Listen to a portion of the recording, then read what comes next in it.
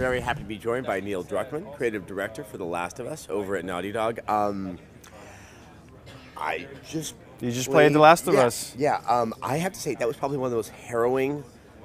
And it's not even the full game, but I'm kind of just rattled right now. I mean, do you describe this as a horror game? Because while it is very unnerving, I wouldn't put it in any type of traditional horror. No, I mean, this demo in particular, we wanted to contrast what we showed at E3. We showed the human antagonism, and now we're showing the infected, the threat, what people have had to deal with in this world for 20 years. And we kind of wanted to show how lethal these things are and why the world has collapsed as quickly as it did. And I guess you felt some of that. You're showcasing 3 different types. One is called a runner. The most difficult is called a clicker. I'm forgetting what the name of kind of the intermediate one is. We skipped that one, so you're only showing 2 classes in this demo. And it's so when the infection first kind of takes over somebody's mind, their consciousness is still there, but just like when you have a cold, it causes you to sneeze. This causes you to attack other people, and you kind of can't control it. And you hear these things moaning, and they're trying to fight it, but they can't. So that happens within 2 days.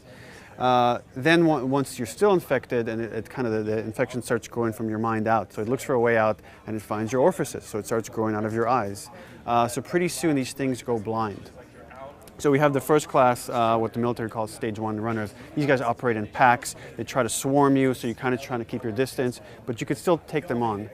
Then for about a year, this thing keeps growing out of them, and they evolve to have to use echolocation. And again, this is something we based on real life, where there are actually instances where people have gone blind, and they use their sound to see. And they can even ride skateboards and do all sorts of weird things that you wouldn't imagine a blind person doing. So a year on, the toughest of these infected have managed to survive for a year, turn on what we call clickers. So when they go around the environment, they make this clicking sound. It normally wouldn't be very creepy, but in this context, you hear that sound and you see characters getting scared. You're now running for your life and trying to avoid this thing.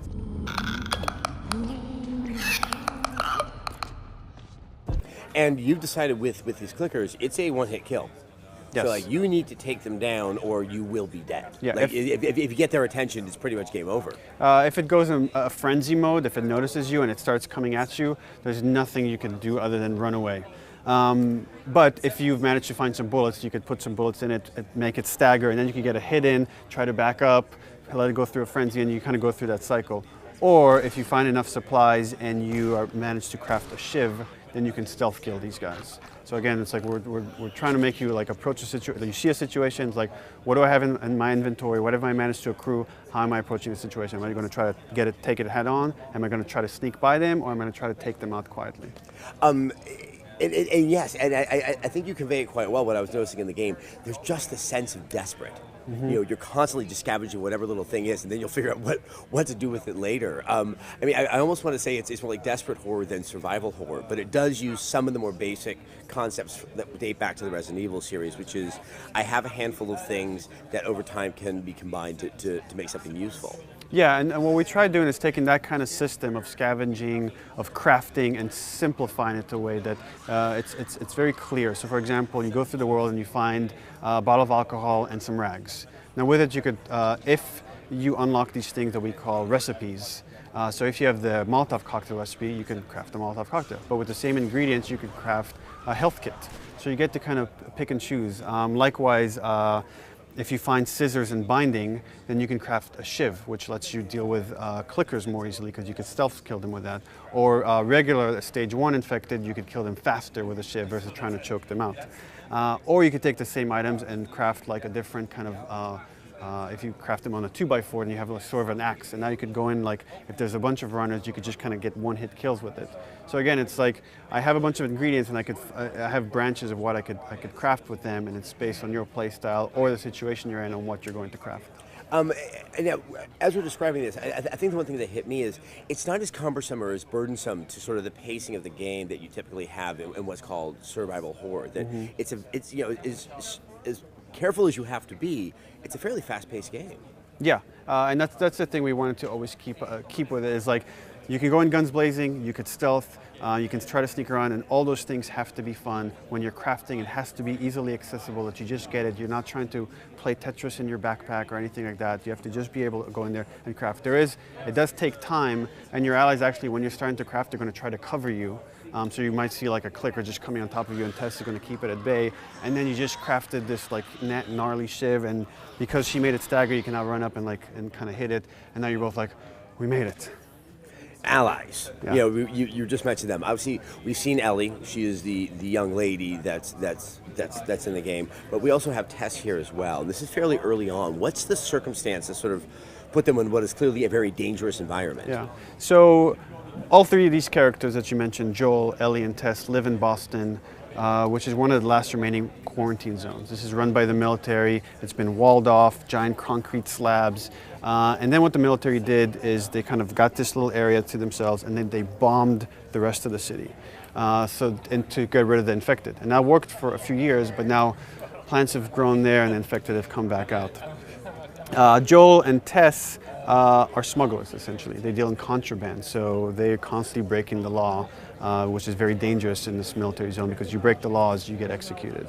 And there's a group that we're talking about for the first time called the Fireflies, which is kind of like this resistance group that is fighting the military. They're fighting this oppression because they feel like it should be up to the people to divvy up the rations, or who would be in control, who isn't in control.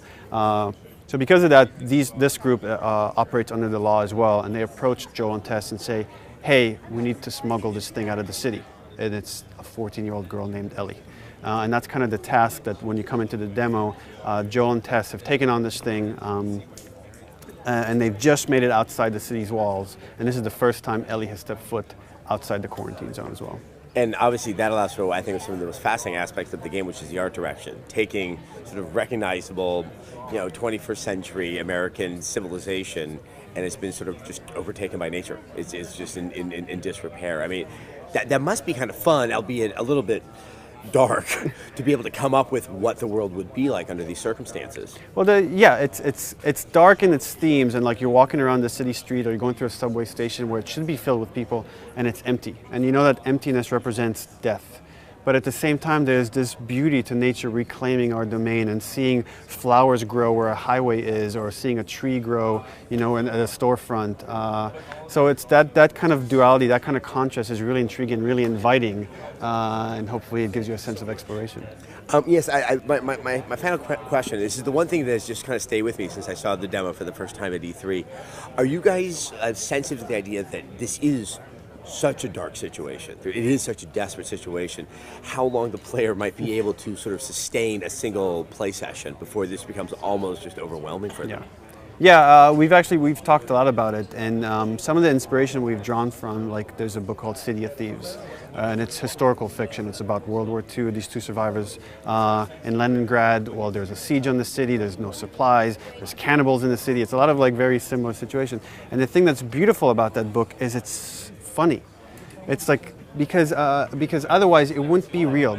No matter how dark the situation is, you go to like different atrocities that we've committed throughout history, and you find that people still tell stories and still joke around and still have those moments of levities, because that's what makes us human.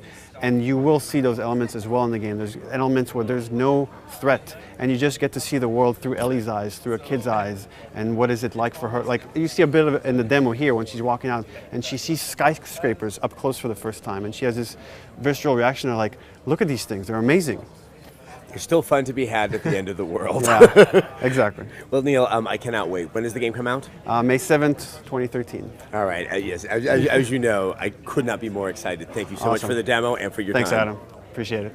All right, if you want to see more about Last of Us, and that includes my impressions, if I can get my shaking hands back on the controller, you can see it right here. It should be up now. Just go to youtube.com/rev3games and hit that subscribe button. It won't infect you. I promise.